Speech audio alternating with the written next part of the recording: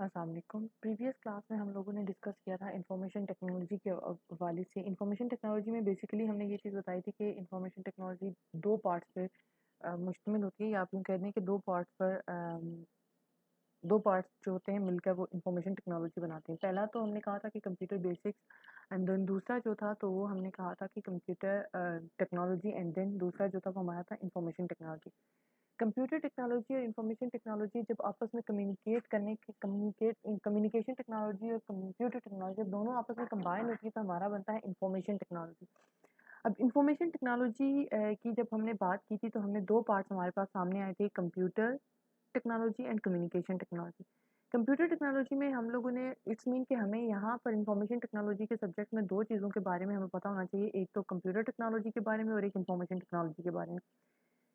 पहले हम लोग डिस्कस करेंगे about computer technology. Computer technology की बात की जाए तो हर बंदा जैसे कि कुछ स्लाइड्स डाटा है यहाँ पर मेरे सामने जो मैं आपके साथ डिस्कस कर रही हूँ। यहाँ पे लिखा है कि many people believe that knowing how to use a computer is one of the basic skills needed to success in the workplace. कि बहुत से लोगों की बेसिक स्किल जो होती है वर्क प्लेस पर सक्सेस की, वो क्या होती है कि उन्हें ये पता होता है कि उन्होंने कैसे कोई काम करना है या कैसे कंप्यूटर को यूज़ करना है। In order to use the computer, it is necessary to understand how the computer works. इससे पहले कि आप कंप्यूटर को यूज़ करें, आपको कंप्यूटर के बारे में ये ज़रूरी पता होना चाहिए कि कंप्यूटर काम कैसे करता है। सबसे पहले तो हमें पता होना चाहिए कि कंप्यूटर है क्या चीज़, व्हाट इज़ कंप्यूटर? कंप्यूटर है क्या चीज़? कंप्यूटर एक इलेक्ट्रॉनिक डिवाइस है जो आपका डाटा एक्सेप्ट करती है और उस पर कुछ ऑपरेशंस परफॉर्म करती है उस डाटा पर, जो डाटा उसने एक्सेप्ट किया है, जो डाटा उसने ऐसा इनपुट लिया है। देन उस पर फिर कुछ रिजल्ट देती है और वो रिजल्ट स्टोर कर देती है, उन्हीं उस डाटा को स्टोर कर देती है एज अ रिजल्ट, और आपको एक आउटपुट दे देती है। प्राइमरी ऑपरेशंस अगर बात की जाए कंप्यूटर की, क्या है? फोर बेसिक प्राइमरी ऑपरेशंस है कंप्यूटर के: input, processing, output and storage. ये चार बेसिक ऑपरेशंस हैं कंप्यूटर के किसी भी डाटा पर, किसी भी फंक्शन पर। इनपुट मीन कि entering data into the computer, कोई भी डाटा जो हम लोग एज अ इनपुट कंप्यूटर को दे रहे होते हैं। प्रोसेसिंग, उस पर कुछ भी ऑपरेशन परफॉर्म होना। देन आउटपुट, आउटपुट हम लोग कोई भी डाटा जो आपके पास प्रेजेंट हो रही होती है, आउटपुट आ रही होती है। और स्टोरेज डाटा, अगर जैसे कि कोई डाटा आप फर्दर फ्यूचर यूज़ के लिए स्टोर कर देते हैं। अब जैसे कि हम बात करें, अगर एक छोटी सी एग्जांपल अगर ले लेते हैं एडिशन की, अगर एडिशन का हमने कोई काम परफॉर्म करना है तो कंप्यूटर, तो हम लोग उसको इनपुट क्या देंगे? कोई वैल्यू देंगे, कोई नंबर देंगे। एडिशन क्या हो गया? एक ऑपरेशन हो गया जो उन नंबर्स पर उसने परफॉर्म करना है।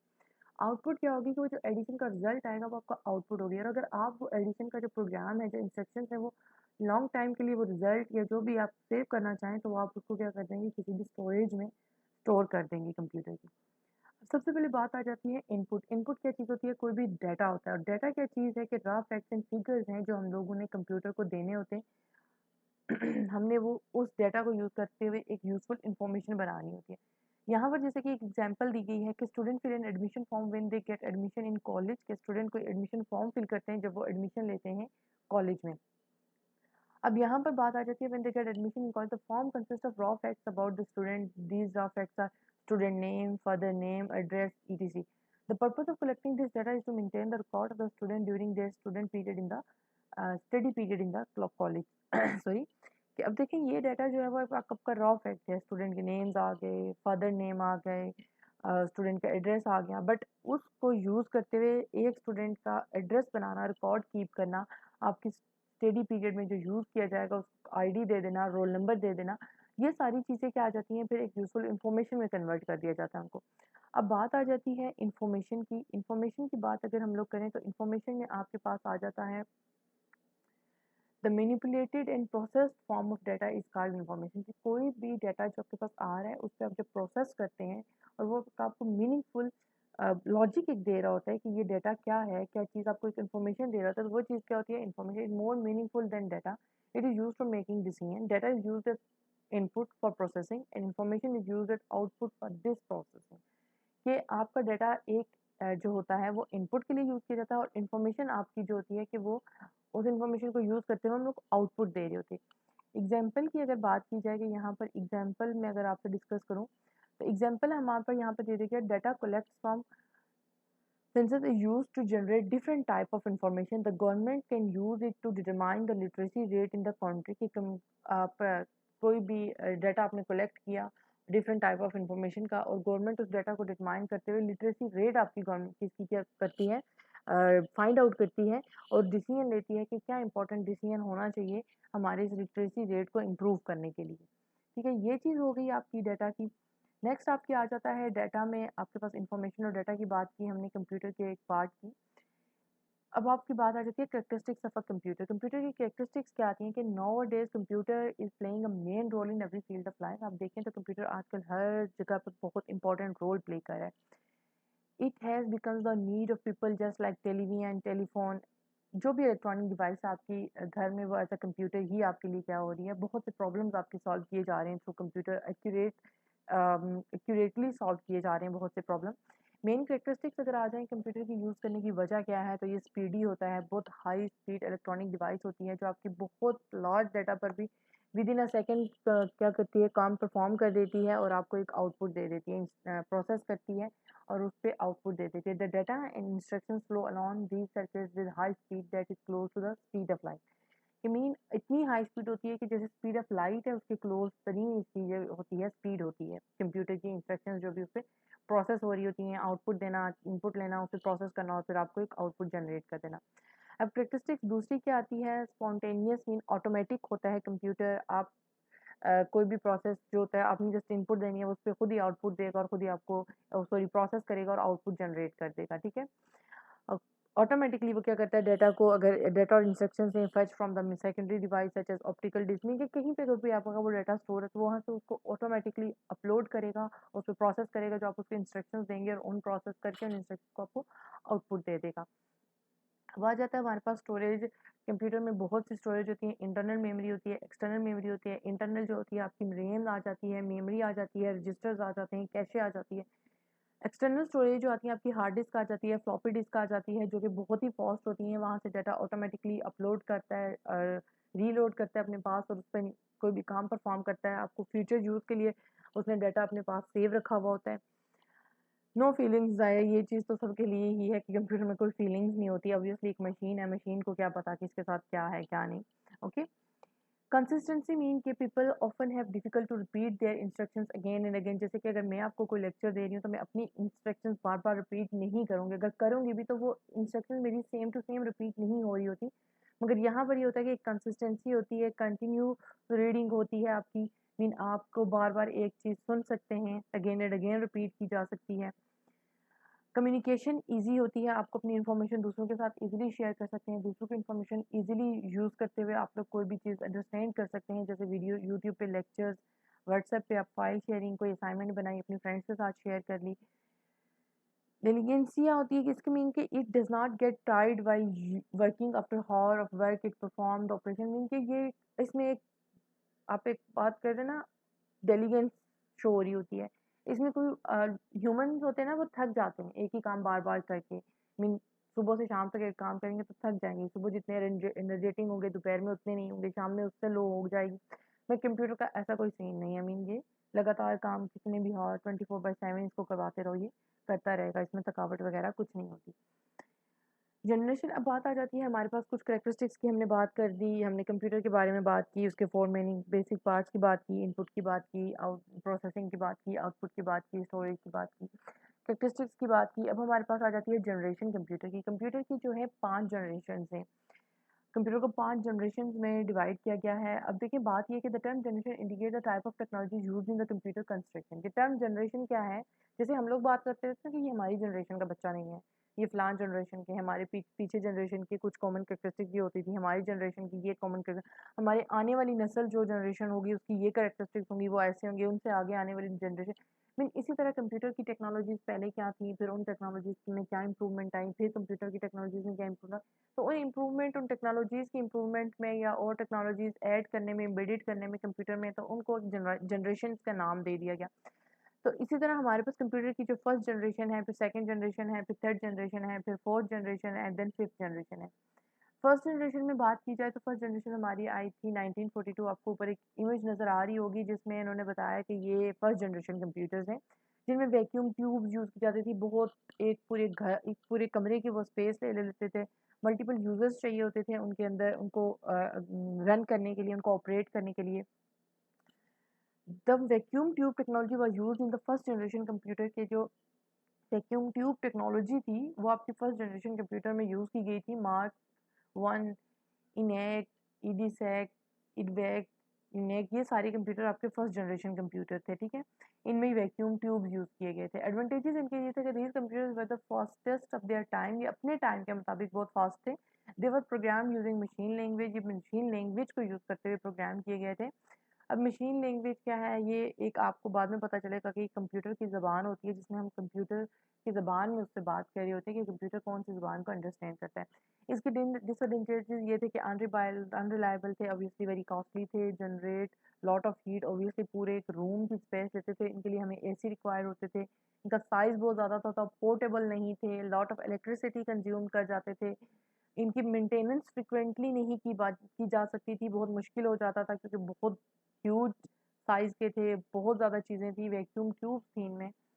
फिर हमारे पास आ गई सेकंड जनरेशन, उनकी डिसएडवांटेजेस निकालते हुए हमारे पास आ गई सेकंड जनरेशन। सेकंड जनरेशन में हमने ये किया कि using the transistors were cheaper, हमने ट्रांजिस्टर्स को यूज़ करना शुरू कर दिए जो कि कंज्यूम करते थे, लेस पावर करते थे, मोर इम्पैक्ट इन साइज थे, मोर रिलायबल थे, faster than the first generation. Advantages ये आगे कि यूज़ करते थे ट्रांजिस्टर्स ऑब्वियसली जो चीपर थे as compare to first generation, vacuum tube reliable as compare to first generation computer, smaller size आ गया था बट इतना स्मॉलर नहीं था। हीट ये भी जनरेट करते थे मगर लेस जनरेट करते थे as compare to first generation, consume less electricity, assembly language were introduce. अब यहाँ पर क्या चीज़ यूज़ की गई थी, असेंबली लैंग्वेज इंट्रोड्यूस करवाई गई थी। एडवांटेजेस स्टिल बहुत कॉस्टली थे, ऑब्वियसली एसी नीडेड थे, फ्रिक्वेंटली हम लोग इनकी मेंटेनेंस रिक्वायर्ड होती थी। वो हमारे कंप्यूटर आ गए थे, फिर हमारे पास आ गए थे थर्ड, ये देखिए वैक्यूम, आपके पास सेकंड जनरेशन कंप्यूटर्स की आपको नज़र आ रही होगी पिक्चर, ये सेकंड जनरेशन कंप्यूटर आ गए थे, साइज़ में छोटे हो गए थे as compare to first generation.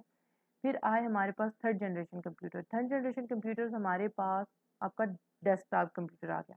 अब यहाँ पर उसने क्या कहा कि थर्ड जनरेशन कंप्यूटर में आपने यूज़ किया है ट्रांजिस्टर थर्ड जनरेशन कंप्यूटर में आपने यूज़ किए हैं ट्रांजिस्टर को एक इंटीग्रेटेड सर्किट पर आपने प्लेस करना शुरू कर दिया, okay. A single integrated circuit has many transistors, resistors and capacitors, जिसकी वजह से ये बहुत रिलायबल हो गए थे, स्मॉल इन साइज हो गया था, जनरेट लेस हीट हो गई थी, फास्टर थे, और आपके डेस्कटॉप कंप्यूटर जो थे वो आपके थर्ड जनरेशन कंप्यूटर थे। अब ये हमारे पास उनकी हाई लेवल लैंग्वेज को सपोर्ट करते थे, ह्यूमन लैंग्वेज को सपोर्ट करते थे, मैग्नेटिक डिस्क थी, मोर स्टोरेज कैपेसिटी थी, ये चीज़ें सारी इसमें आ गई। स्टिल ये भी कॉस्टली थे, एसी इनको नीडेड थे। फिर आपके पास आ गया फोर्थ जनरेशन कंप्यूटर, मीन आपका डेस्कटॉप कंप्यूटर मज़ीद कंप्राइज हो गया, ओके, मज़ीद स्मॉल इन साइज में आ गया।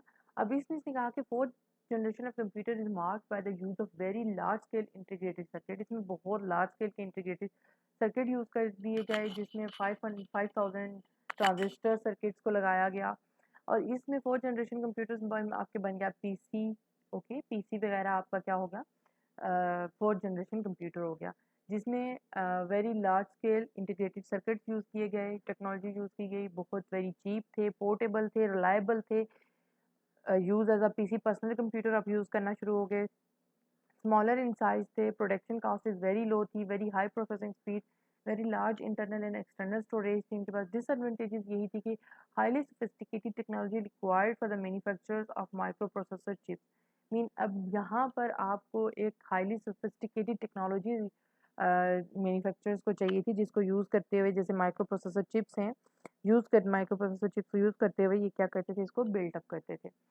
अब बात आ गई फिफ्थ जनरेशन कंप्यूटर, ये ऑलरेडी अभी तक इन प्रोसेस हैं फिफ्थ जनरेशन कंप्यूटर। इनका main drawback of first to fourth generation computer is that the computer have not their own thinking power. Obviously computer एक डम मशीन है, उसकी thinking power कैसे आ सकती है, क्योंकि जब फोर्थ जनरेशन कंप्यूटर में भी आपके पास, अब आपको पता है कि लैपटॉप आ गए, आपकी मजीद विंडोज़ की जनरेशन आ गई, कंप्यूटर्स की आगे जनरेशन आना शुरू हुई हैं, बट जो फिफ्थ जनरेशन कंप्यूटर में उन्होंने बात की, उन्होंने कहा कि कंप्यूटर खुद से सोच नहीं सकता, मीन जो चीज़ हम उसे इम्बिट करेंगे वो वही काम करेगा, खुद से कुछ भी नहीं करेगा। They are totally depending upon the instructions given by the user, वो टोटली डिपेंड कर रहा है उन इंस्ट्रक्शंस पे जो यूजर उसे दे रहा है। Fifth generation computer are suppose to be ideal computer, mean कि वो एक आइडियल कंप्यूटर, इंटेलिजेंट कंप्यूटर बनाना चाह रहे थे fifth gen, but do not exist. अब having their own thinking power होनी चाहिए। उनका मेन फोकस क्या था इसमें कि कंप्यूटर की अपनी थिंकिंग पावर होनी चाहिए, अपने डिसीजंस लेने चाहिए, अपनी कैपेबिलिटी होनी चाहिए रीजनिंग की, इंटरनल स्टोरेज उसकी होनी चाहिए, having extra high processing speed होनी चाहिए, जो कि आप कह दें कि आपके रिपोर्ट वगैरह हैं। बहुत हद तक ये इशू रिजॉल्व हुआ, बट थिंकिंग एंड रीजनिंग वाला इशू अभी तक स्टिल है ही है। कंप्यूटर खुद से थिंक नहीं कर पा रहा, सोच नहीं पा रहा। मीन जो चीज़ आप उसको दे रहे हैं वही उसका क्या है, वो उसी इंस्ट्रक्शंस के अकॉर्डिंगली काम कर रहा है। एडवांटेजेस और डिसएडवांटेजेस इसकी डिस्कस की गई हैं। एडवांटेजेस ऑब्वियसली इसकी जो हैं द मेन फीचर्स जो हैं इसके कि ये यूज़ करता है ultra large scale integrated circuit use करता है, ट्रू आर्टिफिशियल इंटेलिजेंस डेवलपमेंट है, पैरेलल प्रोसेसिंग होगी advance, more user friendly interface with multimedia features के बहुत से यूज़र के इंटर मल्टीमीडिया फीचर्स फेस आ गए, यूज़र फ्रेंडली फेस आ गए। पहले आपको हर चीज़ की प्रोग्रामिंग करनी पड़ती थी, अब आपको लाइक ड्रैग एंड ड्रॉप वाले ऑप्शंस आना शुरू हो गए हैं। बहुत चीपर हो गया है कंप्यूटर, सस्ता हो गया है। बट एडवांटेजेस इसकी मेन एडवांटेजेस इसकी कम्प्लेक्स टास्क को बहुत इजीली प्रोसेस कर लेता है, बहुत कम एरर है हो गए हैं इसमें, इजी कम्युनिकेशन बना दी इसने एक टू ह्यूमन बीइंग्स की, चाहे वो दुनिया के किसी भी कोने में हो।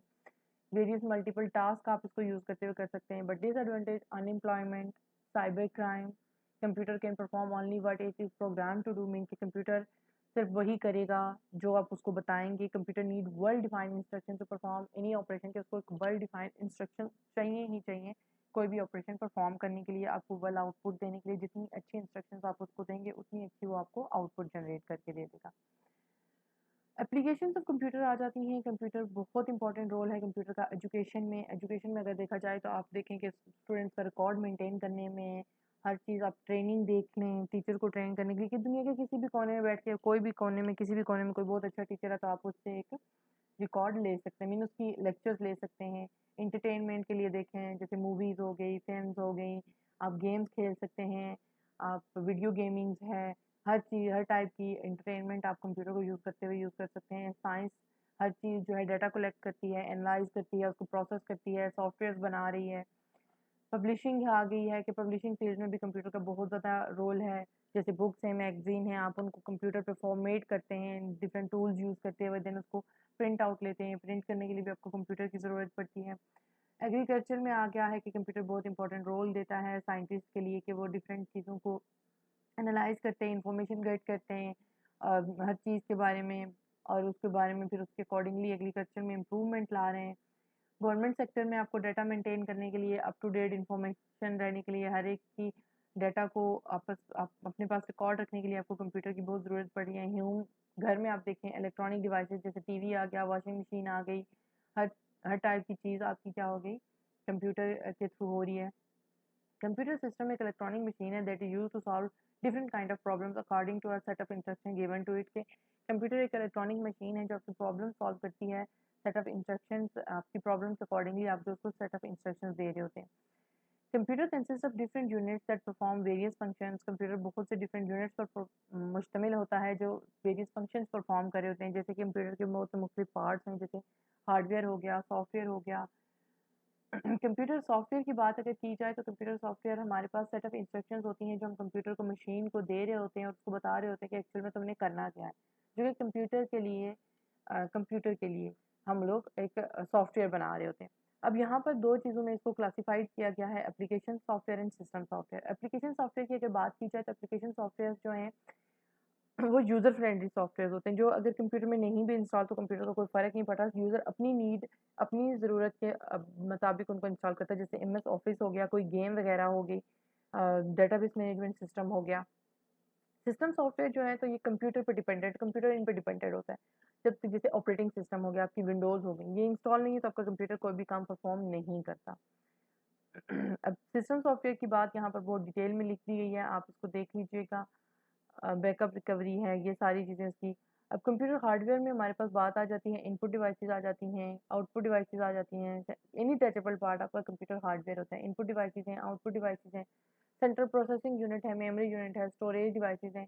अब इनपुट यूनिट में आपके पास कीबोर्ड आ गया, माउस आ गया, जिससे एनीथिंग जिससे आप कंप्यूटर के अंदर इनपुट दे रहे होते हैं, माउस, कीबोर्ड, स्कैनर्स आ गया, माइक्रोफ़ोन आ गया, डिजिटल कैमरा आ गया, ऑप्टिकल बारकोड रीडर। आपके पास, आपको याद है कि आपको पता होगा कि आजकल हर जगह पर आपके किसी भी शॉपिंग सेंटर में या कहीं पे भी जाते हैं तो बारकोड रीडर यूज़ किया जाता है, टच स्क्रीन है, जॉयस्टिक है।